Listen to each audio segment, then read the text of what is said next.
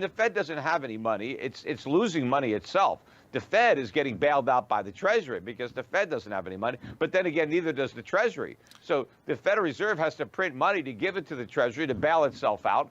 But all of this means that the dollars that we all hold, those dollars are going to buy a lot less as a result of these bank bailouts. Even during the Great Depression, with all the bank failures, only about 2% of the value of all the money on deposit in all those banks was lost. That wasn't that bad, considering that it was a Great Depression. Right. You know, the banks are much worse off now. They're far less stable than they were during the Great Depression. When COVID first hit, and I saw immediately the impact that was going to have, because we were telling people not to work, and then we were printing more money. So we were producing less and printing more. That was a recipe for massive inflation, and now we're having to eat that. But still, you know, the mainstream was worried about deflation. Deflation, they're printing money like crazy, and nobody's working, and these fools are worried about prices going down. With all the news of bank failures and what they could mean for the economy, those of you who are financially savvy might wonder what the quote solutions are going to mean for the economy as well. In times like these, one voice in particular comes to mind for me. In a recent Brighteon interview with Mike Adams, investor, financial commentator, and CEO of Euro Pacific Capital, Peter Schiff, was asked about these banking failures and what they mean for the economy and inflation. Peter is often criticized for being a doomer, and in fact, at one point he was even given the moniker Dr. Doom. His opponents say that he's a broken clock, but Peter argues that it's the Federal Reserve and other central banks around the world that are stuck with only one move, and they've gotten it all wrong.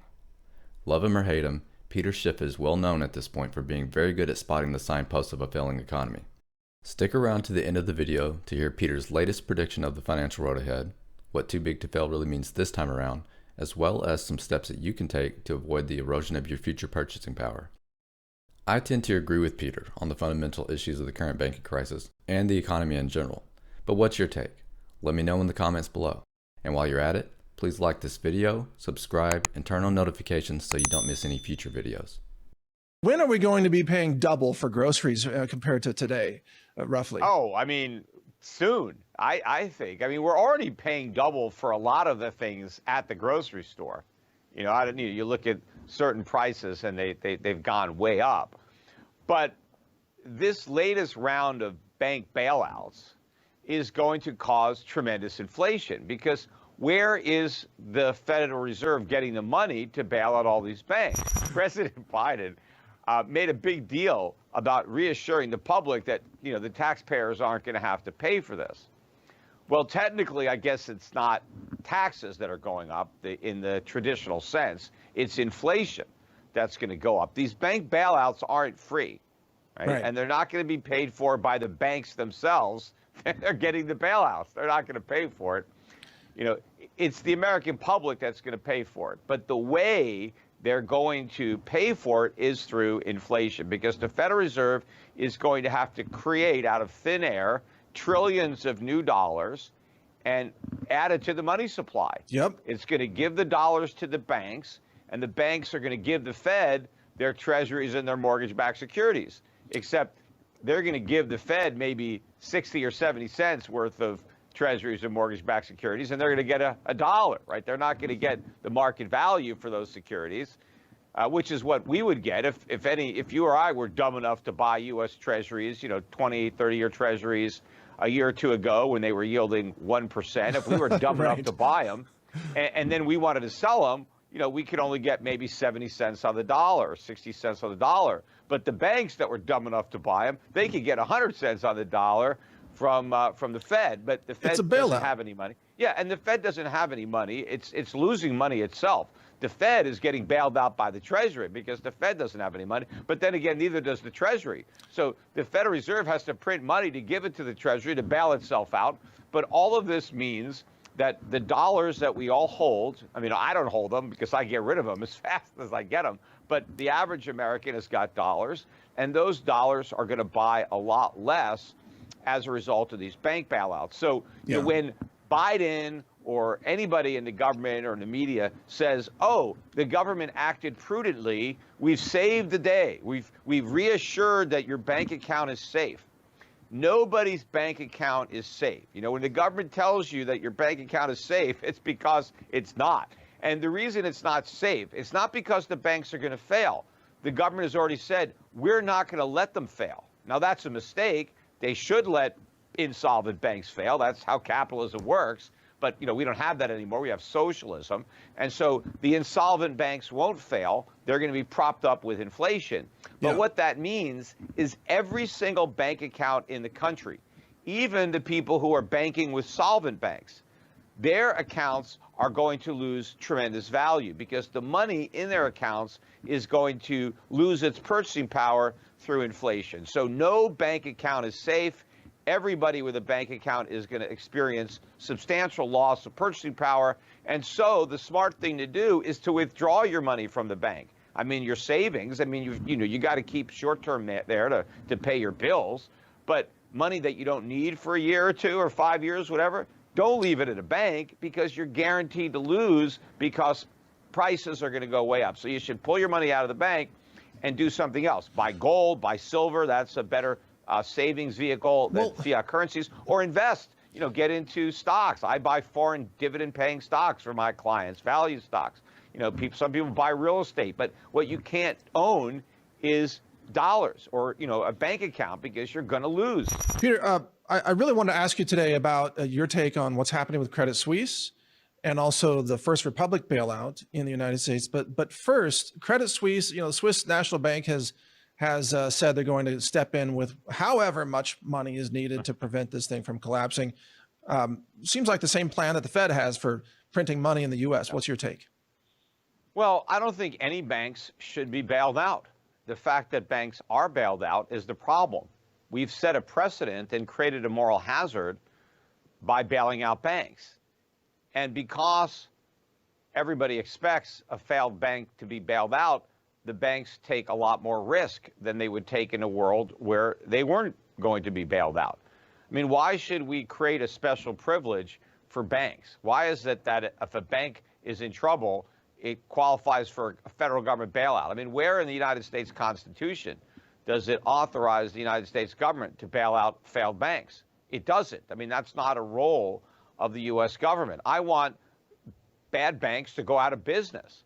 And if bad banks were allowed to go out of business, fewer banks would be going out of business because fewer banks would be bad because they would be forced to be responsible because their depositors would force them to be responsible. You know, we had banks in this country before we had deposit insurance. We didn't get any deposit insurance at all until the Great Depression. So we managed to go from, you know, 1789, whenever we signed the Constitution, to 1933 or 34 without any deposit insurance. We financed the Industrial Revolution without any deposit insurance. We had big banks. Lots of people put money in banks. It all worked fine. And in fact, even during the Great Depression, with all the bank failures, only about 2% of the value of all the money on deposit in all those banks was lost.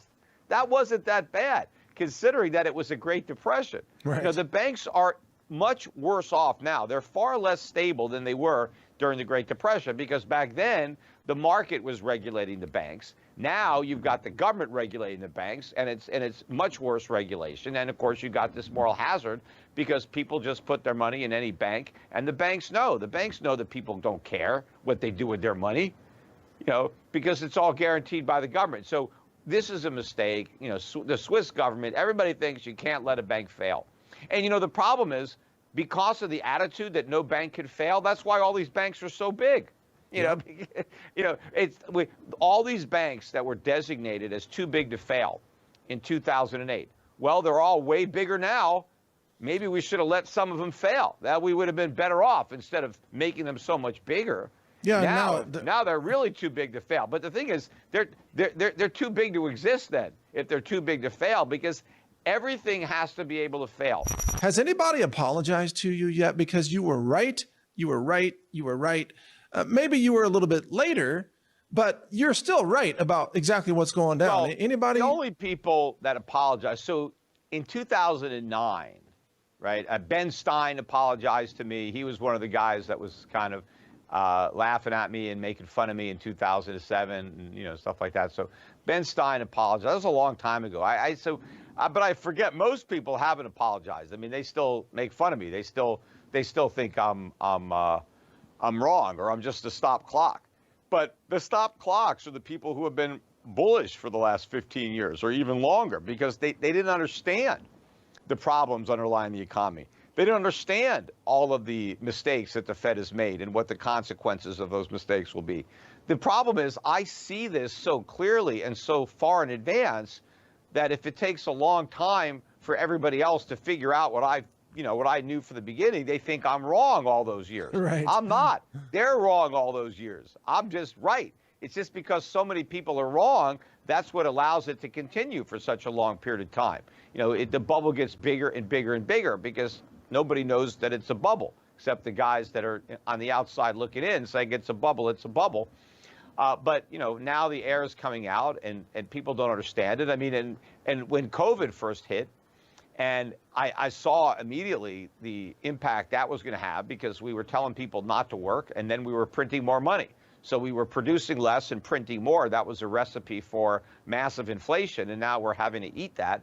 But still, you know, the mainstream was worried about deflation. Deflation, they're printing money like crazy and nobody's working. And these fools are worried about prices going down. Prices were going to go way up. And now, you know, we've been creating inflation for 20 years. We had interest rates at zero. We printed all this money. The Fed's balance sheet got to $9 trillion. Now we're going to have to live with decades of high inflation and potentially hyperinflation based on, you know, the way these policies are evolving. So we'll see if some people apologize when we finally get that kind of outcome, which is, you know, my big picture forecasts have been for collapse of the dollar, skyrocketing gold prices, the dollar losing its role as the reserve currency. So these are like the big end game things. And so maybe some of the apologies will be reserved until those things happen. But of course, by then it's too late to follow my advice. If you wait until I'm right about everything, then it's not going to help you. I mean, exactly. You're broke by then. So you have to look at the things I've said, the things I've written over the past 15, 20 years and say, hey, you know what? 98% of what this guy said would happen has happened. In fact, all the stuff that he said would happen, everybody else said was impossible. It would never happen. So I think I've got a very good track record of understanding the big picture. Has everything that I predicted come to pass? No. But you have to, you know, gauge, you know, do you think if I've got so much right, what do you think the odds are that I'm right on the rest of it versus just following the advice of people who have gotten everything wrong? You know, including, you know, the people who have run the Federal Reserve. Yes. and you know, make your investment. I mean, you know, get out of the dollar, you know, get out of harm's way and you know, inflation proof your portfolio. It's not just crash proof this time, it's inflation proof.